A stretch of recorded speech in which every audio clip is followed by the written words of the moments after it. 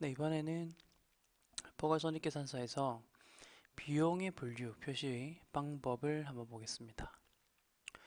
먼저 성격별 분류 방법이 있고요. 그 다음에 기능별 분류가 있습니다. 성격별 분류는 계정 과목을 있는 그대로 나열하는 거예요. 이렇게 쭉 나열을 해서 하나하나 다 보여주는 것이 성격별 분류법인데, 그러다 보니까 계정 과목을 그대로 쓰면 되니까 적용이 간단하다라는 장점이 있는 것이고, 그리고 이제 기능별 분류법, 이게 이제 주로 쓰는 방법인데요. 요거는 우리가 물건을 팔은 것들, 매출, 매출원가, 매출총익, 이게 이제 영업 활동이거든요. 요거와 관련된 수익 비용을 먼저 나열을 한 다음에, 그 다음에 뭐 그 이외의 것들을 나열을 하는 것이죠. 뭐 판매 관리비 혹은 뭐 영업 외 비용 뭐 이런 식으로 나열을 하는 겁니다. 자, 그러다 보니까 장점과 단점이 뚜렷한데, 우선 장점 같은 경우는 보다 목적 적합한 정보를 제공할 수 있다. 이게 지금 무슨 말이냐면, 회사라는 것이 결국은 물건을 팔아서 그 얻은 수익, 그것으로 회사를 운영을 하잖아요. 그러다 보니까 좀 더 목적 적합한 정보이고, 투자자들 같은 경우도 내가 투자한 회사가 어느 정도의 매출액이 있으며 어느 정도의 매출 원가가 있는지를 판단할 수 있기 때문에, 그렇기 때문에 목적 적합하다라는 표현을 쓰는 것이고, 하지만 이제 단점이 있는데요. 이 비용을 기능적으로 배분한다라는 말 자체가 회계 담당자나 경영자의 자의성, 그리고 상당한 정도의 판단이 개입이 된다는 거예요. 이게 이제 단점이라고 표현을 하는데, 뭐 어쨌든 그러다 보니까 회계라는 학문이 어려운 거예요. 이 비용이 어떠한 기능에 속하는지 그것을 이제 판단하는 게 회계 담당자의 역할이거든요. 그래서 여러분들이 회계를 잘 배우시면 뭐 그런 내용들 판단을 할 수 있는 판단력 등이 생기겠죠. 자, 하지만은 이 비용의 성격에 대한 정보가 미래연금을 예측하는 데 보다 유용을 하고, 이렇게 기능별로 분류를 하면 감가상각비, 그리고 기타 상각비, 종업원 급여 등을 포함해서 비용의 성격에 대한 추가 정보를 또 공시를 해야 됩니다. 그러다 보니까 다시 돌아가는데 회계 담당자의 여러 가지 판단, 그리고 자의성 혹은 목적 적합한 정보를 어떻게 제공하는지에 대한 그런 능력 등이 필요한 것입니다. 자, 그럼 포괄 손익계산서 양식을 보겠는데요. 먼저 단일 포괄 계산서라는 게 있고, 아니면 별개의 포괄 계산서와 포괄 손익계산서를 별도로 구분해서 표시하는 것들이 있습니다. 자, 이제 책에는 표 3-3에 포괄 손익계산서의 양식이 나오는데, 우리는 삼성전자의 손익계산서를 한번 보면서 이야기를 해보겠습니다. 자, 지금 보시는 화면이 바로 삼성전자의 재무상태표입니다. 재무상태표는 저번 시간에 잠깐 간단하게 봤으니까 손익계산서를 볼 건데, 우선 이 왼쪽 메뉴를 보시면 연결 재무제표라는 게 있고 그냥 재무제표가 있어요. 연결 재무제표라는 것은 우리 회사가 일정 지분을 가지고 있는 다른 회사의 그 수익까지 다 반영을 시킨 뭐 그런 건데요. 수익 비용을 반영시킨 건데, 우선 자, 연결 손익계산서라고 되어 있죠. 그리고 52기 날짜 기간이 나옵니다. 2020년 1월 1일부터 2020년 12월 31일까지에 대한 데이터고요. 자, 여기 수익부터 해가지고 나와 있는 내용을 쭉 보시면, 이게 성격적 분류입니까? 아니면은 기능적 분류입니까? 자, 보시다시피 매출액이 있고 그 다음에 매출 원가가 이렇게 나오잖아요.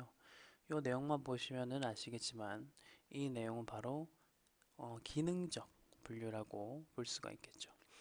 그래서 삼성전자 같은 경우는 이렇게 국제회계 기준에 따라서 기능적 분류에 따라서 이렇게 손익계산서 내용을 공시하고 있다는 사실을 알 수 있고요. 그리고 기타 수익에는 무엇이 있고 판관비에는 무엇이 있는지는 주석 같은 곳에서 좀 더 자세하게 이야기를 하고 있습니다.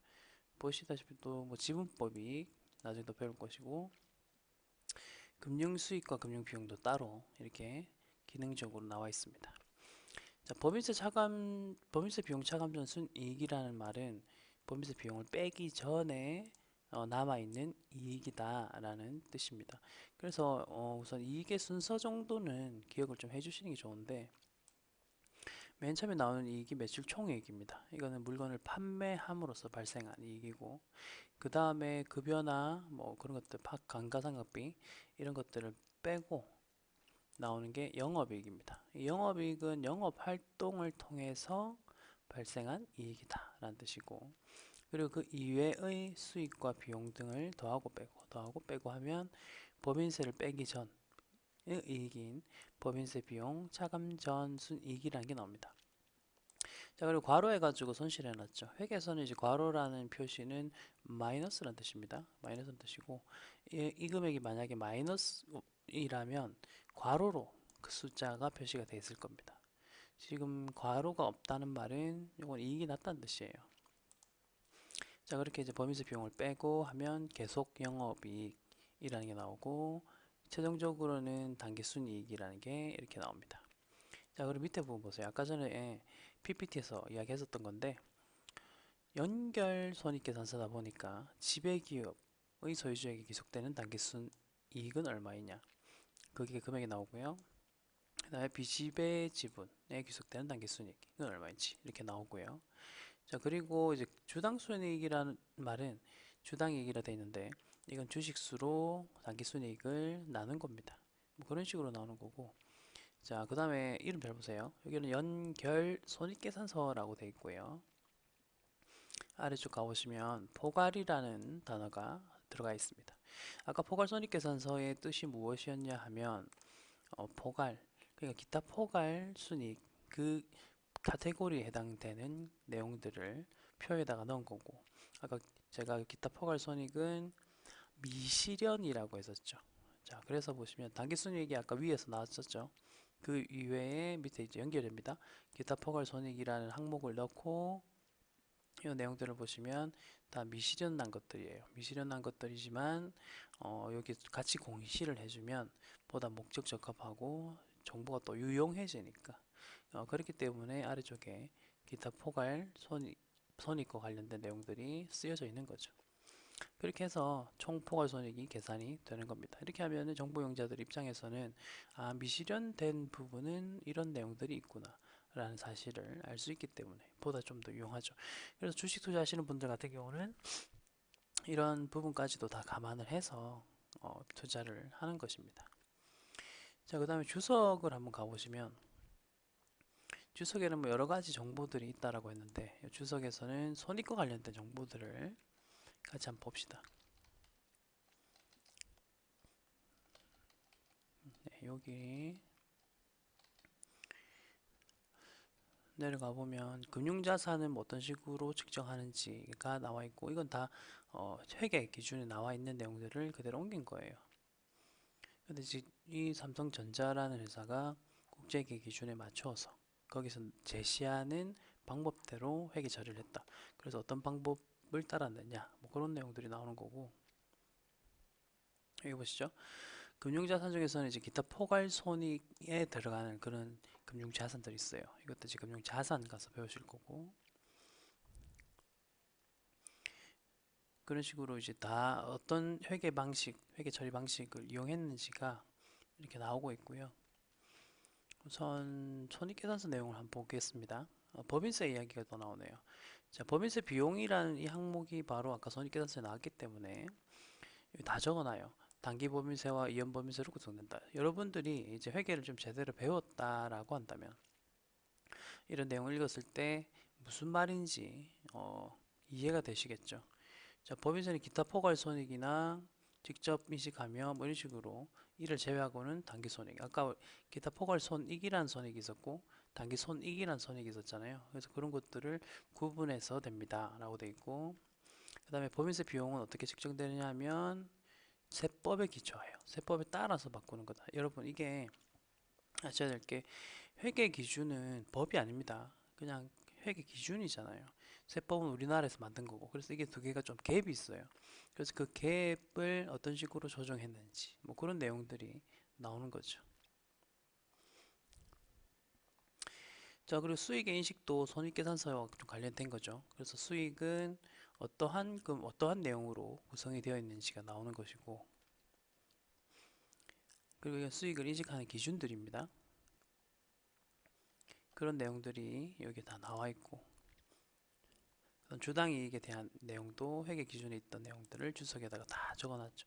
그래서 여러분들이 이 주석만 좀 잘 보시더라도 그 회사의 좀 세부적인 디테일한 환경, 상황 이런 것도 볼 수 있어요. 그래서 그런 주석 가지고 회사를 분석하는, 기업을 분석하는 그런 책도 시중에 나와 있습니다.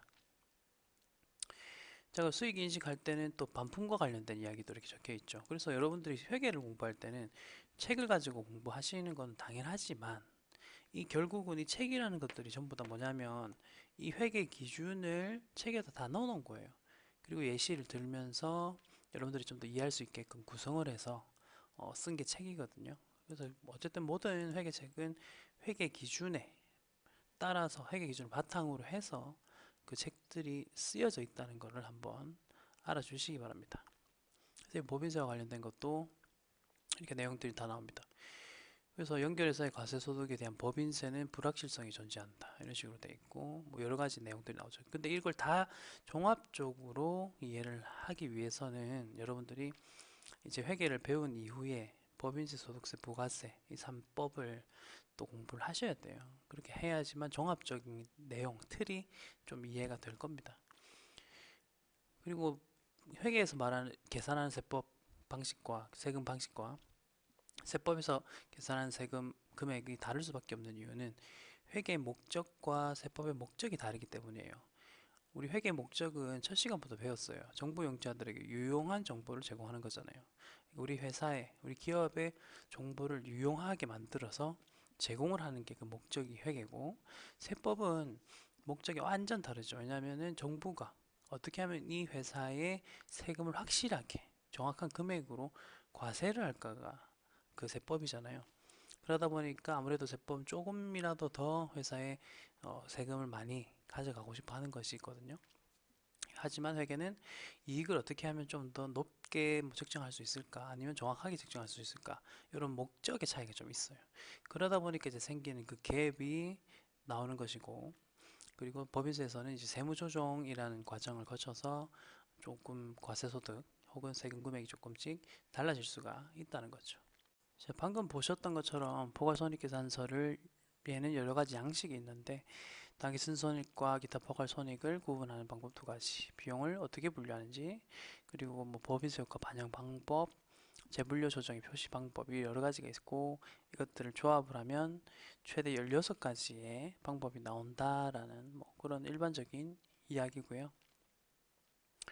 자, 이제 자본 변동표입니다. 자본 변동표의 또 키워드도 그때 한번 적어드렸죠. 기간, 그리고 자본의 변동을 표시한다. 그래서 이거 자본에 대한 내용만 표 하나로 만든 게 바로 자본 변동표고, 거기에서도 보면 포괄손익이 나올 수밖에 없죠. 왜냐하면 포괄손익은 이익잉여금이 들어가는 게 아니라 기타 포괄손익이 들어가는 내용들이잖아요. 그런 내용들도 어쨌든 자본의 항목이기 때문에 자본 변동표에서 표시를 해서 나타내는 거고요.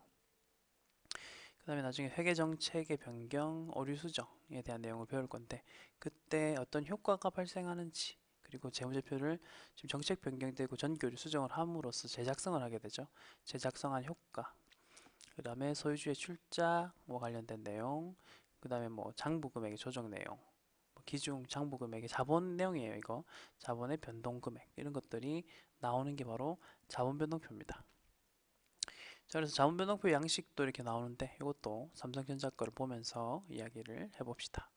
자, 지금 보시는 화면이 삼성전자의 자본변동표예요. 제가 실제 재무제표를 보여드리는 이유는 여러분들이 결국 회계를 배우는 뭐 여러 가지 이유 중에 하나가 실제 기업의 재무제표를 보면서 어떻게 된 건지 분석을 하고 파악을 해야 되잖아요. 그래서 실제 걸 보면서 이야기를 하자는 거고, 우선 여기 보시면 자본이라고 되어 있고요. 그 다음에 자본금부터 해서 기타 자본 항목까지 이런 내용들이 카테고리화 되어 있죠. 카테고리화 되어 있고, 그리고 최종적으로 자본의 합계가 이렇게 적혀 있습니다. 우선 처음에 제가 말씀드렸던 것처럼 자본금과 주식 발행 초과금 부분은 거의 바뀌지 않습니다.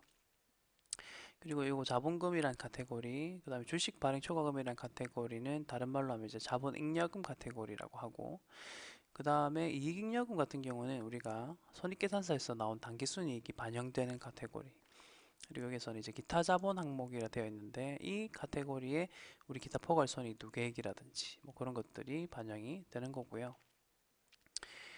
자, 그리고 여기 기초자본부터 해가지고 내용들이 나와 있어. 이거는 이제 전전기의 자본 변동도 같이 공시를 하다 보니까 2018년 1월 1일 기초자본, 그 다음에 2019년 기초자본, 그리고 내려가 보면 2020년 기초자본이 이렇게 나와 있어요.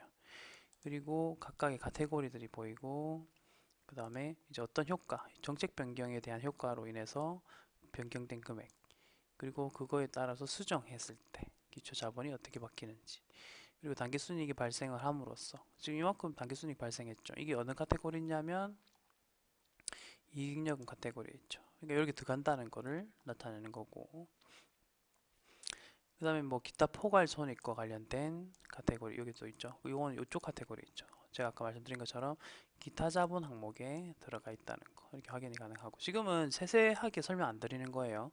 우리가 지금 초반이기 때문에 전반적인 거를 이렇게 조망하는 겁니다. 자, 그리고 배당을 함으로써 이런 식으로 돈이 어느 카테고리에서 빠져나갔는지도 한번 보시고, 지금 이쪽에 배당 보시면 이익잉여금 쪽에서 배당이 됐죠. 이건 당연한 거죠. 왜냐하면 회사가 벌고 남은 돈이잖아요. 이익잉여금이라는 게. 그러니까 배당은 항상 이익잉여금에서 되는 게 기본적인 원칙이죠. 그런 식으로 해서 된 거고, 최종적으로는 각 카테고리가 기말에 어떻게 보고되는지가 나오고, 최종적인 자본의 총 합계 금액이 이렇게 나오는 겁니다. 자, 마지막으로는 재무제표 중에 현금흐름표가 남았잖아요. 현금흐름표의 정의도 한번 이야기를 해보자면, 현금흐름표 같은 경우도 일정 기간입니다. 일정 기간이라는 키워드였고, 그 다음에 현금흐름이라는 키워드입니다. 일단 그렇게 하시면 되고, 현금흐름표는 철저하게 현금주의예요. 그래서 현금이라는 단일 계정에 대한 내용들이거든요. 근데 그것들을 카테고리로 만들었어요. 이렇게 총 세 가지의 활동으로 이야기를 하고요.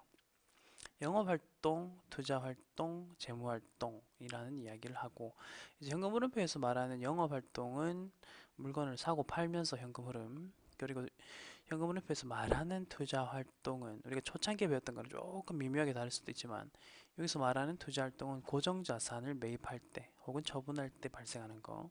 그 다음에 재무활동 같은 경우는 돈을 차입하거나 그걸 갚거나 뭐 그런 것들에 대한 겁니다. 자, 그래서 이게 유입액, 유출액, 유입액, 유출액 이런 식으로 들어오고 나가고 들어오고 나간 것들을 써놓는 것이 바로 현금흐름표고, 이것도 마찬가지로 기초 기말에 대한 정보들을 이렇게 보고를 하고 있습니다. 자, 그럼 아까와 마찬가지로 삼성전자의 현금흐름표를 한번 볼 건데요. 52기에 집중해서 한번 보겠습니다. 여기 또 보시다시피 영업활동, 그 다음에 투자활동, 그리고 재무활동 돼 있죠. 자, 먼저 영업활동에서는 세부적으로 내용들이 다 나와 있죠. 영업에서 창출된 현금 흐름이라 돼 있는데 이거는 물건을 사고 판 거고, 그 다음에 뭐 이자를 받았거나 이자를 준 거거나 이런 것들도 다 영업활동에 들어가고, 자, 그다음 투자활동은 제가 아까 전에 대표적으로 이야기했었던 게 유형자산과 관련된 거, 처분취득이라고 했었고, 그 이외에는 여러 가지 금융상품 등으로 인한 거죠. 요거 다 금융상품 관련된 거. 자, 그 다음에 재무활동은 아까 차입하는 내용들 이야기했었죠. 그래서 차입한 거 혹은 뭐 자기주식, 사채 이런 것들 전부 다 자금 조달할 때 쓰는 거고, 그런 내용들을 바탕으로 해서 여기 보십시오. 기초, 기말이죠. 그러니까 이게 실제 기업에서도 우리가 책에서 배우는 이런 내용들에 따라서 양식에 따라서 이런 뭐 재무제표를 만든다는 거예요. 자, 마지막으로 주석에 대해서 설명을 하고 마무리 짓겠습니다. 자, 주석은 기본적인 재무제표, 재무상태표, 포괄손익계산서, 자본변동표, 그 다음에 현금흐름표에 그건 이제 기본적인 기준에 따라서 작성을 하잖아요. 그럼 그 이외의 디테일한 정보들은 다 주석에다가 넣습니다.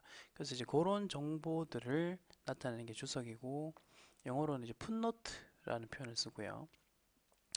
보다 질적인 정보, 양적인 정보는 재무제표에서 아까 다 보여줬다면 양적인 정보는 이제 숫자를 이용한 정보라고 보시면 되고, 질적인 정보는 숫자가 아닌 뭐 여러 가지 디테일한 정보들을 말하는데, 특히 이 주석이 질적 정보에 대한 제공 수단이 되는 거죠. 그래서 이런 것들을 어떤 식으로 표현하는, 어떤 정보를 제공하느냐를 보면, 먼저 국제회계 기준을 준수하였다라는 사실, 아까 막 기준들이 써 있었잖아요. 그리고 우리는 어떠한 회계 정책을 따랐는지 해가지고 우리 회사가 채택한 회계 기준에 있는 정책 중에서 어떤 정책을 채택해서 장부를 작성했는지 보여주는 거. 그래서 측정 기준이라든지 어떠한 회계 정책을 사용했는지를 나타내는 거고. 자, 그리고 이게 좀 크죠. 보충 정보들을 적어 놓습니다.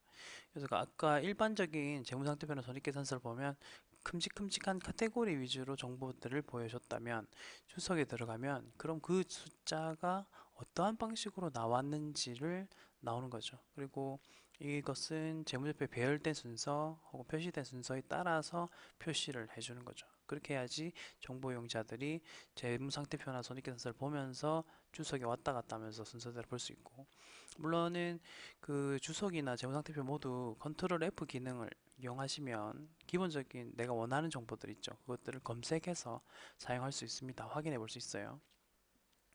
자, 그다음 그 이외에 우발부채나 뭐 이런 것들, 계약상 약정사항 이런 이슈들이 많았어요. 사실은 주석에 이게 표시가 다 돼 있었거든요. 예전에 여러 가지 회사들의 뭐 분식회계라든지 뭐 이런 이슈, 삼성 바이오 이슈 이런 것들도 전부 다 이런 약정에 내용이 있었다 없었다로 뭐 여러 가지 논란이 생겼던 거예요. 자, 그리고 비재무적인 공시정보, 뭐 예를 들면 기업에 어떠한 재무 위험이 있으며, 그리고 그것을 관리하기 위해서, 그리고 어떤 정책을 사용하면서 관리했는지, 뭐 이런 내용들이 있습니다. 그래서 나중에 또 기회가 된다면 해당 챕터에서 제가 실제로 있었던 이슈들을 한번 실제 재무제표를 보면서 한번 설명을 좀 드리는 시간을 가지도록 하겠습니다.